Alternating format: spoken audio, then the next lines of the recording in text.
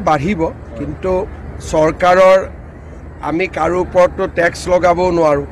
গতিকে সীমিত সাধনৰ মাজত যাক যেনেকৈ পাৰোঁ আমি সন্তুষ্ট কৰিব চেষ্টা কৰি আছোঁ টিউটৰসকলৰো কিবা এটা দৰমহা বাঢ়িব খালি কিমান বাঢ়িব তাক মই আজি ক'ব নোৱাৰোঁ যিদিনাখন সিদ্ধান্ত হয় তেতিয়া আপোনালোকে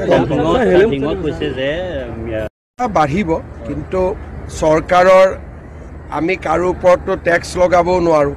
গতিকে সীমিত সাধনৰ মাজত যাক যেনেকৈ পাৰোঁ আমি সন্তুষ্ট কৰিব চেষ্টা কৰি আছোঁ